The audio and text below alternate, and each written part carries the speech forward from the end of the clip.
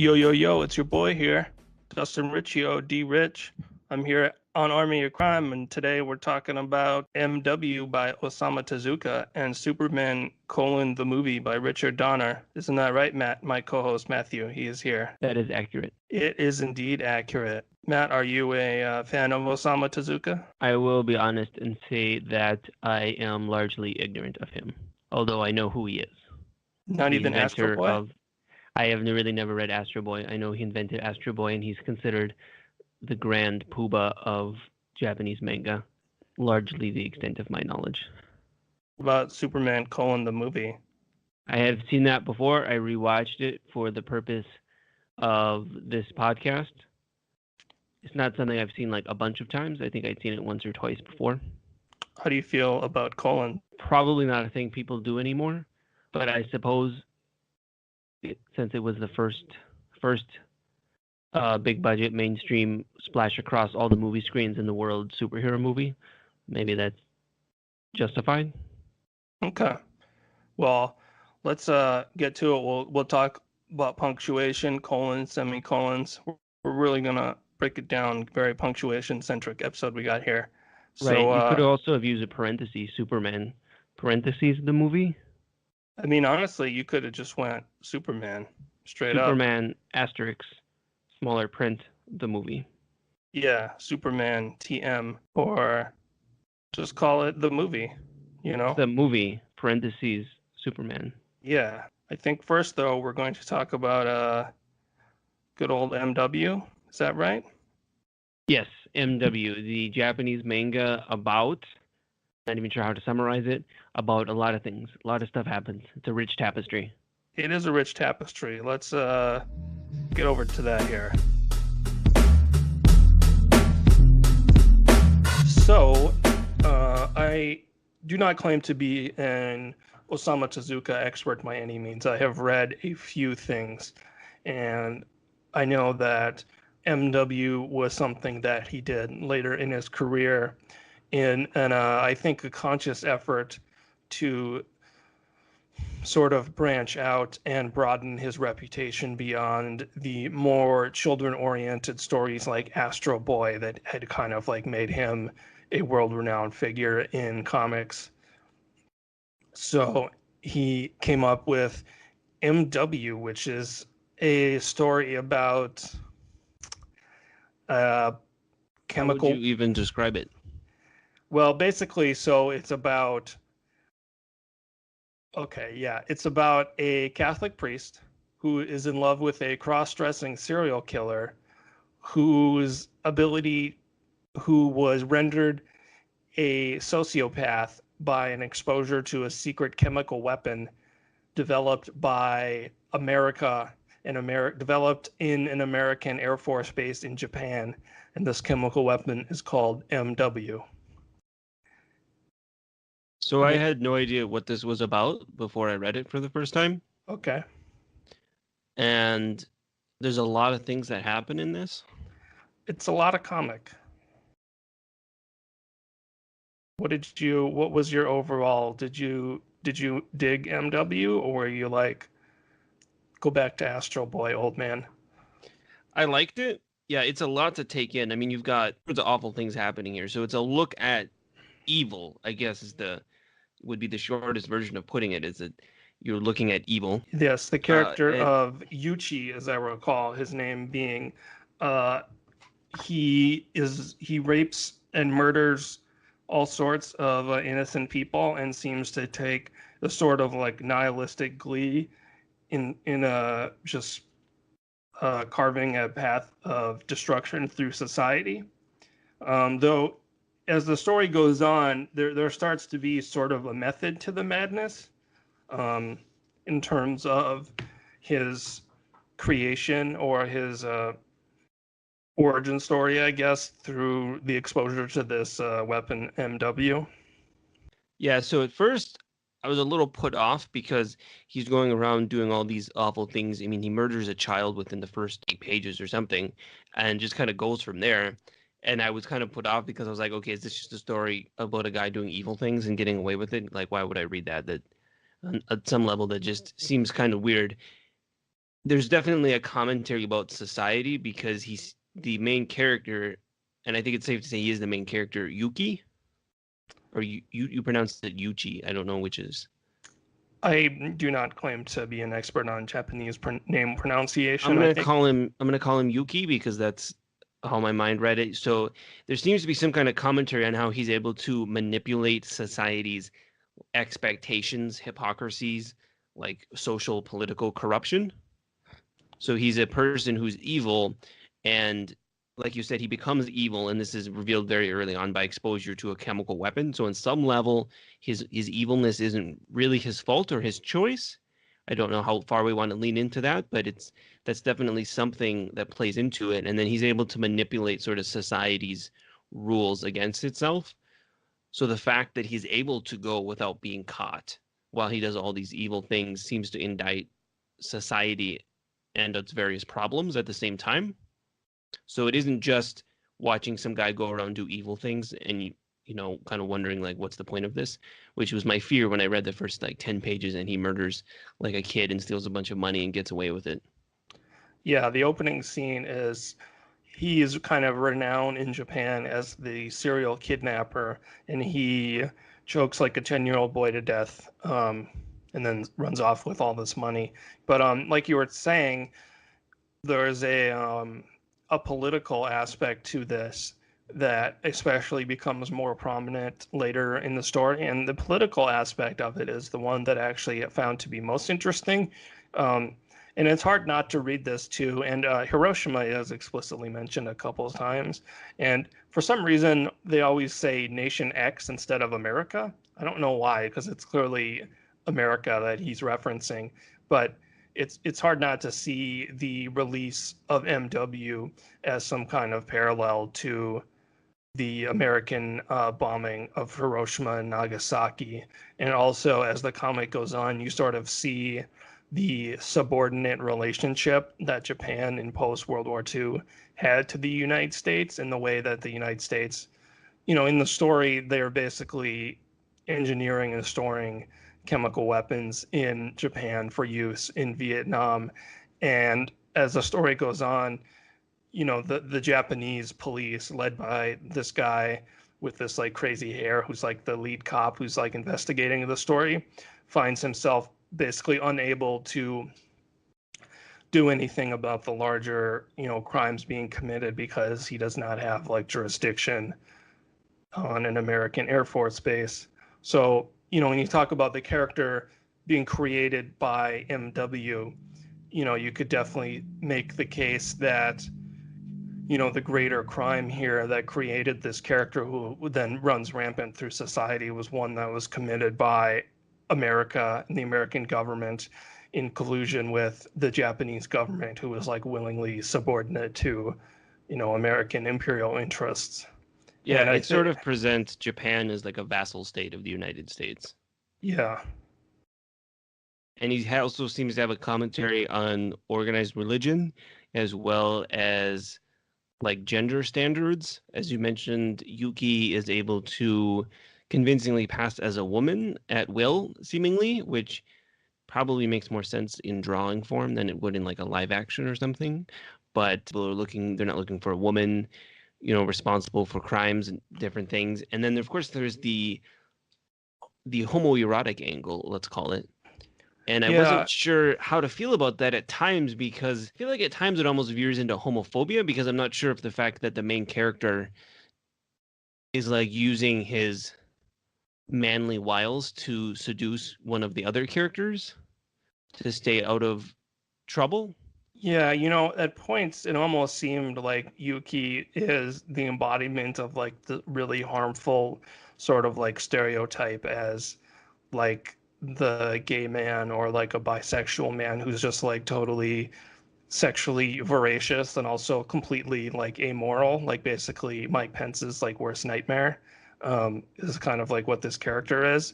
And then you have like the Catholic priest character who is in love with Yuki and also feels bad because he was part of like a gang that attempted to kidnap him for ransom. and that's why he was exposed to the MW. So he also feels like it's kind of his fault. Garai is an interesting character.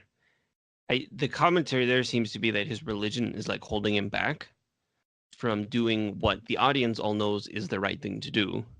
Right, partially because he feels like Yuki's predicament is his fault, and then also partially because he feels like, as the priest who hears the confession, it's not his place to like go to the police and be like, hey, this guy's like a serial killer. Like he believes it's kind of up to God to like render that kind of judgment, which I think is kind of odd logic. But At yeah, times, there's the angle that the fact that the priest seems to have homosexual feelings towards Yuki, the fact that society puts a negative spin on that kind of shackles him, in which case the commentary seems to be more society's negative view of gay men is allowing yeah, evil to happen. But like you said, it also seems to veer kind of into that other more negative stereotype of like the gay man as like this amoral sexual predator. And like with the cross dressing, is it the only cross dressing character in the thing is the only character who is a man who can dress like a woman? I mean, it is the bad guy, is the evil person. There's a lot to dissect here. There's a lot going on. well, I should also mention that there's a point where someone tries to blackmail Father Garai by selling pictures of him in like a gay sex club to a tabloid. And the woman who runs the tabloid basically refuses to play ball with this. And then it shows her like going home to her girlfriend, and she's like, you'll never believe, the good deed that I committed today, which I felt like was maybe Tezuka tipping his hand a little bit and showing that like, actually this isn't about how like the fact that these characters are like two men who are attracted to each other is not the reason why there's like tormented evil happening. Like that scene to me seemed kind of like him, because and also throughout the comic, people mention frequently that like in other countries, two men being in a relationship is not considered a big deal. It's kind of more like he was sort of pointing out that Japan's views on this are maybe backwards. And then that one scene with the tabloid editor, I felt like was maybe him tipping his hand that he's acknowledging that like, these characters are not evil because, they have same-sex attraction. It just happens to be these like evil tormented characters who are also, gay or bisexual. Yeah, Um, and that double standard or that negative view that society has is able to be manipulated by Yuki to get things, to get what he wants. Like he basically manipulates society's problems. If society didn't have so many problems, he wouldn't be able to get away with things. I think yeah, is what it tries to try is what it leads you to. and I think it's also probably worth pointing out that there is a distinctly Japanese element to this because he's the younger brother, and according to all the other characters, the spitting image of a famous kabuki actor who makes his living by portraying female characters on stage as a man. So there is sort of like it's kind of like updating that kind of like gender role play scenarios, I think, a little bit. Like that's, I guess, the distinctly Japanese angle on it. Um, but the one thing I wanted to ask you about, and you said that you're not as familiar with Tezuka, so you probably did not catch that the character of the bar owner who gets his dick bit off by a dog is an exact. It looks exactly the same as the character of Mr. Mustachio from Astro Boy. I did not know that, although I did note that that character is visually distinct compared to the other characters. Yeah, he that's kind of I wanted to read your thoughts on that too, because Tezuka was mainly known for lack of a better term, a sort of like child-friendly or cartoony style. And in this comic, he often seems to be working in a different style than that. He tries to be working in the more like alternative manga style with more like detailed, for lack of a better term, like realistic characters and facial expressions. But there are, instances where I guess the old Tezuka is seen as well, and like that character is one example. So I guess I was curious to know, like, what did you think about this sort of like updated style, and did you feel like there was a, a clash between like the visual style in the book? I didn't think there was a clash. I noticed that it shifted from time to time. I didn't think it was a problem or anything. I mean, yeah, it wasn't a complaint. I did notice it that it does shift a style, and I did not know what the sort of explanation that you just gave behind it was. Yeah. Yeah, I mean, it didn't bother me either. The only thing that I feel like was sort of a clash in between his purposeful style shift was sort of like the pacing and the dialogue, because I feel like that, in the comic, people are known to like pronounce things with exclamation points, and it moves like very quickly and like conversationally.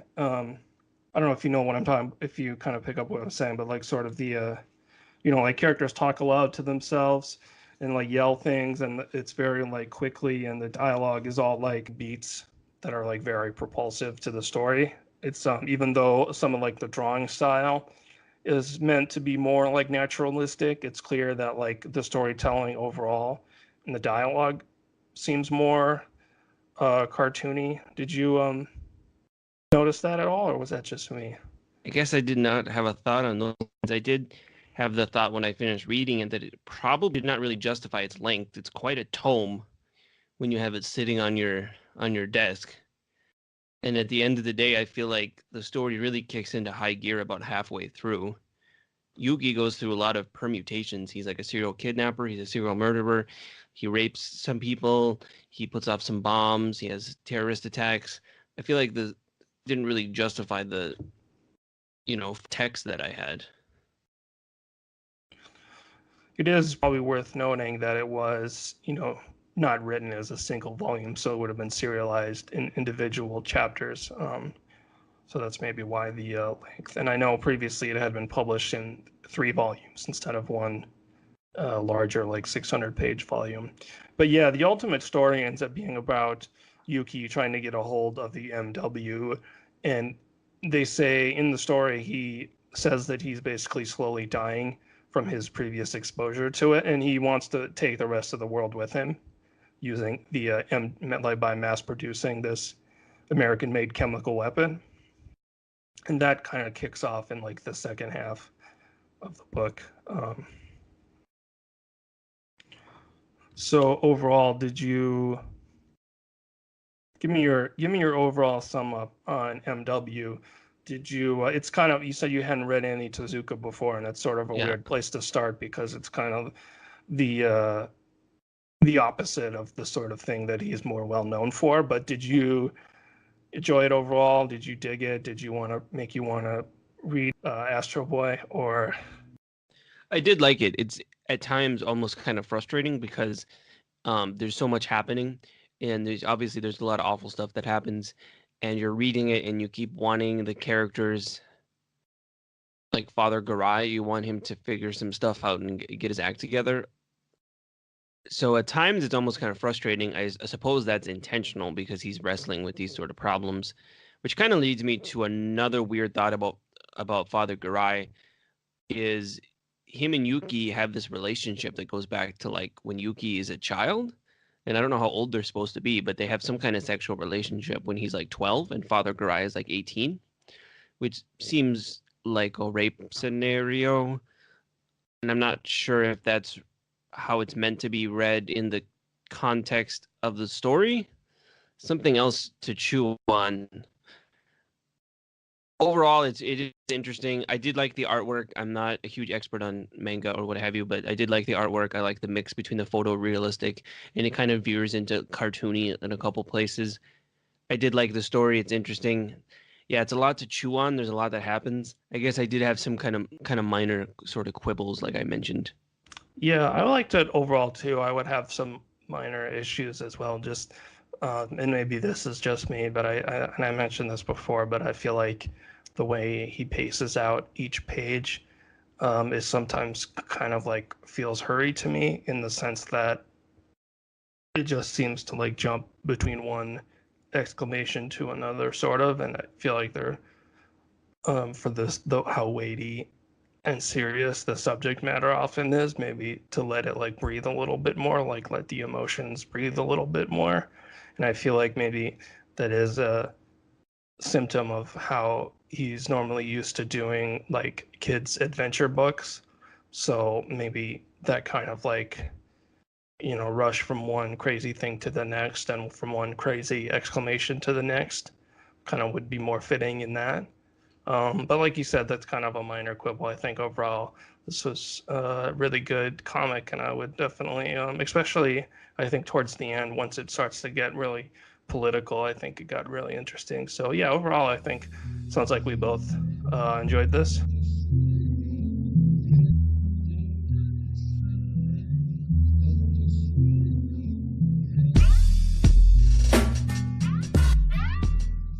Next, I believe we are going to talk about Superman the movie, and you had mentioned that you had a scorching hot surface of the sun take on Superman the movie. So why don't you get that in the barrel and fire it at us here?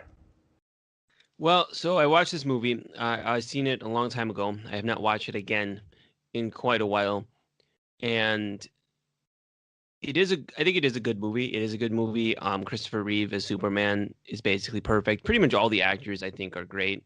The score, obviously by John Williams, is great, and there actually is a lot of really nice shots in this movie. A lot of nice compositions. There's a shot of Krypton being destroyed. It almost looks like a Renaissance painting. You have like this red lighting and like people are falling. It looks like some kind of vision of hell, or like the shot where Superman pushes the San Andreas fault back together. So there's a lot of really nice imagery. So there's a lot to like about this movie. I just feel like there's a lot of really strange storytelling choices that are used.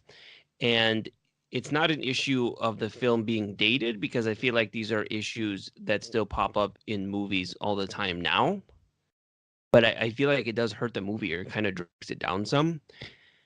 For example, did you check your watch at all to see how long it was before Superman actually shows up in this movie? No, is he? It's about He's 50 minutes in. About 50 minutes in is when Clark Kent, Christopher Reeve as Clark Kent and Superman shows up. So it's quite a ways into the movie before we even get to Superman. Yeah, that's true, but I guess for me, I'm not sure that that's a problem because I feel like the opening, um, first of all, I would say that this take is not as hot as I was led to believe. There's Uh, more. okay, There's more on the end. okay, so but the movie is very episodic. It gives you kind of these like discrete little subplots, I guess. And the first being on Krypton, or as Marlon Brando would say, Krypton, and then the second being young Clark Kent growing up in Kansas. And then after that, it gets to, like you said, like around the 50-minute point, it gets to Metropolis and Christopher Reeve as Clark Kent and Superman. And I feel like those first two segments are both really strong, so it doesn't necessarily bother me.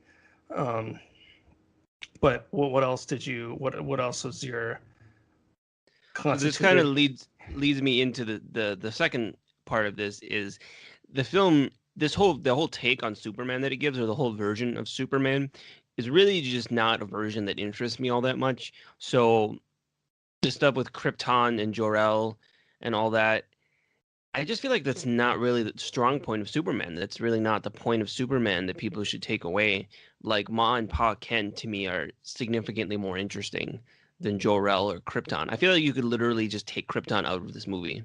And the only thing that you would lose, I mean, you lose Marlon Brando, I guess, and he's good. But most of it is just setting stuff up for the sequel. I feel like you could really just edit Jor-El out of this movie. And probably a lot of people would not agree with that. But I feel like the core of Superman is Clark Kent and the Daily Planet and Smallville. It goes into this version of Superman, I think, where Superman is like a god figure, right? Superman is like Jesus, and Jor-El is like God, and he's like the son of God. He's like sending him to Earth to save humanity. And Superman as a literal god, which I think someone in the movie at one point refers to him as a god, is just really not a take. It's not my favorite take on Superman. I don't think it's bad. I don't find it as, I think the humanness of him being from a small town in America is significantly more interesting. Yeah, I get what you're saying, and I think this movie might actually be the origin of the Superman as Jesus metaphor.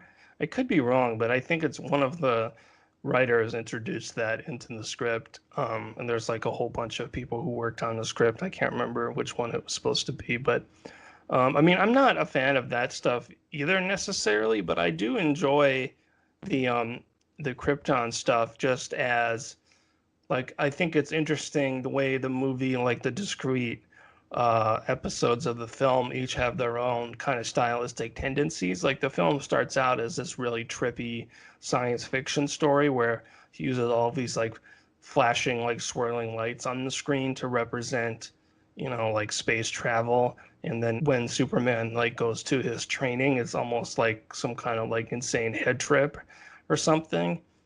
So while I agree that like yeah, I mean, I think that because this movie was shot at the same time as the sequel, and like that stuff features more prominently in the sequel. So you're probably right that this is all there to set up the sequel, but then of course that didn't work out. But anyway, I feel like to me, I think that stuff works because of how interesting it is just on its own visually and the way it gives you like you start with this like trippy science fiction story that's really kind of fascinating to look at on its own, and then it moves into this the Smallville story where he uses the director Richard Donner. He uses a lot of very like intentionally kind of like folksy Americana imagery with like the farm and the small town, but it's so like earnest and sincere that it really works effectively and it doesn't come off as like hokey. So I get what you're saying, but I feel like for me it kind of works just on its own as these little like episodic, you know, little like pieces that it builds. And it's both like, you know, these two 25-minute chunks that are basically like their own separate films that get you into the story. I do like that they do lean into some of the science fiction elements, especially at the beginning, or like the sequence where he's traveling through the different galaxies and it's all these practical effects, like the stars stuff, the you know like this, I don't know what you'd call it, a space escape or something. Yeah. That's all really good, and I do like that they lean into more of the science fiction elements. I've that is stuff that I like. I just it reminds me of this quote from a foreword to a Conan the Barbarian collection, and the author, and I don't remember who wrote the foreword. That would be a good thing to look up, but he talks about how Conan of course is from Samaria, right? And he points out that Robert E. Howard never shows us Samaria because we know everything we need to know about it from looking at Conan. And I feel like the same is true of Superman. I feel like we really don't need to do much. We know everything we need to know about Krypton from Superman.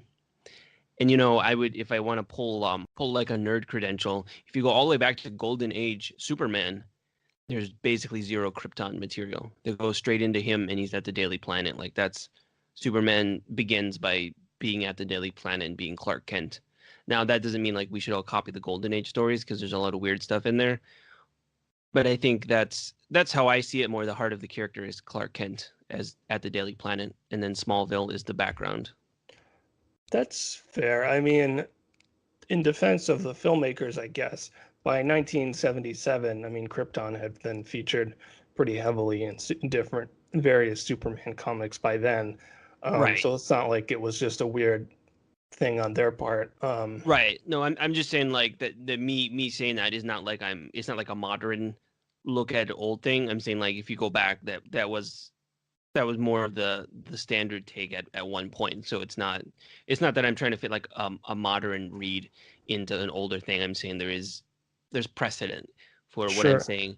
Another weird thing, actually, I was gonna say that the plot of the movie very much is on this weird bridge between the Silver Age and the Bronze Age, because Lex Luthor is not the evil businessman. So today, Lex Luthor is evil businessman Lex Luthor, which is, I would say, probably one of the best updates to any like DC character post-crisis, right, would be Lex Luthor becoming the evil businessman. So in this, he's like this Professor Moriarty character who lives in like his underground lair, and he has like gadgets and gizmos and things. Right. I'm not going to blame that. I mean, that's not anybody's fault when they made the movie because that was the version of Lex Luthor. But that part of it does feel a little dated, I think, looking at it from a modern watcher.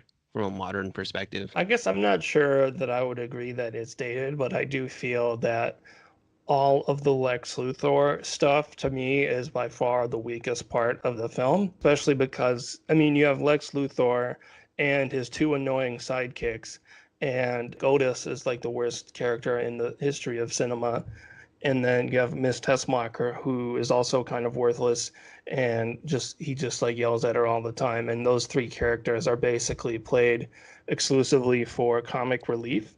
And in contrast to sort of like the heady, sincere story that we had gotten up to this point, Lex Luthor's scheme that he rolls out is completely idiotic and makes no sense. And I think that basically everything involving Lex Luthor and his two stupid sidekicks feels completely at odds with the rest of the film. Like Yeah. his plans always involve him and his dumb sidekicks like dressing up in like costumes and like doing stupid things. And it's like all those sequences are just like comic relief, like mugging for the camera nonsense. And then it's like the film remembers that it needs to have some kind of like climax or some kind of like third act. So it's like, oh yeah, Lex Luthor is going to shoot some nukes at California for some reason. I really like this movie overall, and I think there's a lot of really nice things about it, but I think everything involving Lex Luthor and his two stupid sidekicks and his stupid plan is bad and just feels completely like welded in from a completely different film. Like the tone is just totally different. It's just stupid. Yeah, that's where I get that bridge period because it came out, I looked this up, it came out in 78. So normally the Bronze Age is said to have started around the 70s. But obviously it would have been in production before that and be based on stuff before that. And it's very much, we could call it quote unquote Silver Age goofiness. I think when there's much more of like a comic relief and things don't have to quote unquote make sense. Like the ending, of course, makes no sense whatsoever, but it comes back to like the Silver Age where Superman could travel backwards and forwards through time whenever he wanted, and you didn't have to explain anything. Like he could just be like, "I'm gonna go back in time now," whoop, and then he'd come back to the future, present. Yeah, it's interesting because I actually feel like Superman 3, which most people hate, is a better film than this. And I think the reason for that is because it maintains a consistently goofy tone throughout. Whereas I feel like in this film, they play it pretty straight up until you get to the villains and their dumb plot. And then it just gets really like extremely silly. Right. Um, That's why I wasn't trying to diss on like that Silver Age thing, but I think the movie is caught in a weird transitional period where it's trying to do two things. And that's, I think, what you meant by the inconsistent tone is because you have this really earnest was a good word for Superman is saving the Earth and Jor-El is God and he sends his son to Earth. Yeah, and then you get the bumbling sidekick and he can't remember what numbers to punch into the computer and whatever. yeah, he's Otis is just terrible. I just hate Otis. He's so dumb. And like, why would Lex Luthor, if he's such a genius, why does he hire the world's two stupidest sidekicks? That's what I Well, would that's like the to. whole why doesn't Silver Age Lex Luthor have billions of dollars in the bank if he's like such a genius? It's just the thing. It's like a convention. Although you think he could afford more, at the very least, if not better sidekicks, more sidekicks. He's pulling off his master plan with two people. Yeah, And why? and And you think no one would come to investigate all the guy that happens to own all the land? That like just by coincidence he happens to own all this land. Like after his plan goes off, no one would come and investigate. The U.S. government wouldn't stop and pay him a visit. well, I And think that's part of how his plan that he rolls out is incredibly stupid and is just like this dumb like left field like I'm gonna blow up the moon kind of stupidness, which again I think feels out of place with the rest of the film. Like, yeah, you talk about Luthor's place in the movie is weird. I think, I mean, Gene Hackman does a good job as Lex Luthor. If we cut out his sidekicks, I think you have and just have Gene Hackman. I mean, I guess they needed someone for him to talk to. Was maybe the only reason why he has sidekicks. yeah, and I wonder if they decided that up to now that the film didn't have enough jokes, so we should put in some jokes. But yeah, I Yeah, mean, I don't think it's the actor's fault because I think Gene Hackman and then Ned Beatty as Otis, I think they all do a good job. I mean, clearly this is how they decided they want them to play this scene was as like this comic relief wackiness thing, which doesn't Right. work. I do like the opening credits are kind of awesome. So I think overall we'd both say that this movie is good, but Luthor and his two stupid sidekicks are awful and should all be loaded into a rocket and shot into the sun. Yeah, and then my thing about I don't like this version of Superman with Krypton and God. Krypton is heaven and Jor-El is God, and that whole thing. It's just not my. It's not my cup of tea. You I feel know, like it's Ma and Pa Kent are more important to Superman than Jor-El. Jor-El doesn't really have anything to do with it when you think about it. well, he saved Superman. Okay, yes, he saved Superman, so this is important. But Ma and Pa Kent are the ones that teach him like how to be a good person. Right, right. You know what's interesting though too is with the Jesus metaphor. I feel like people who came after this like really leaned into that a lot more because while it's there in the movie, once Clark gets to Metropolis, they don't really get into it all that much. It seems like when you watch like Man of Steel, he's just like hammering the Jesus thing over and over again. And while it is in this movie too, it feels like that like what you're saying of the emphasis on Jor-El and Krypton seems to get even more prominent as in other Yeah, and movie Superman adaptations. Returns hammers the Jesus thing home too a lot. Right, yeah.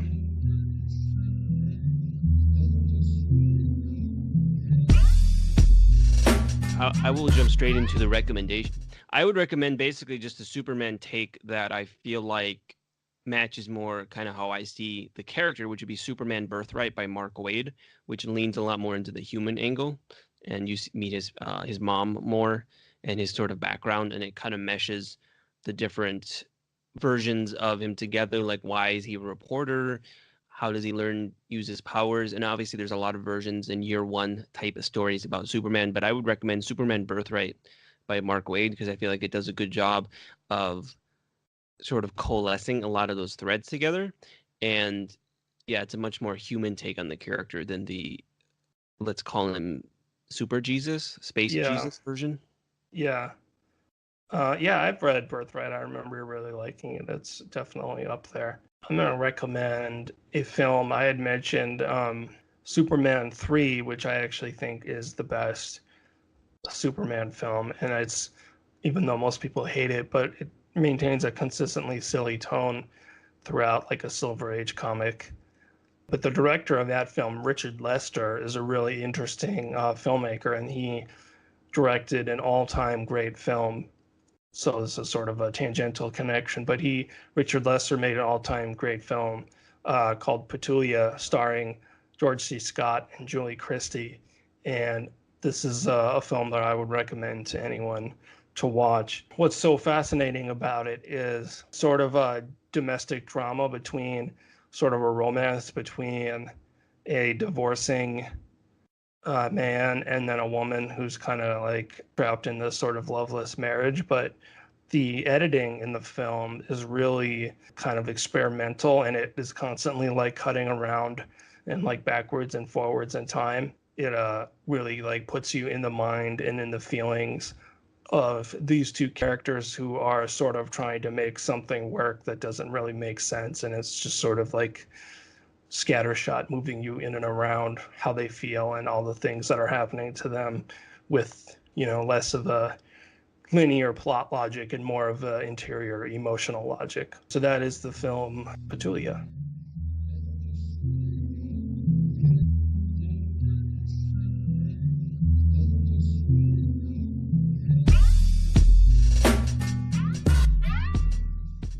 Well, that's all we have for today.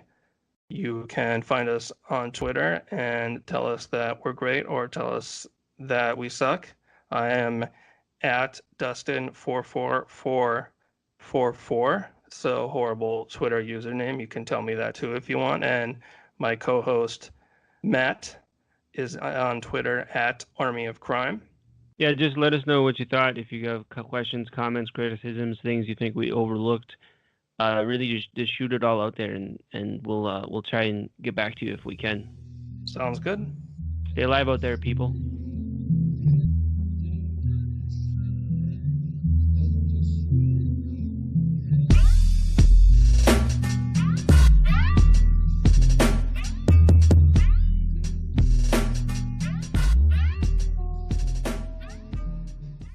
remember, kids, don't punch a police horse. You get in serious trouble, even though it seems funny.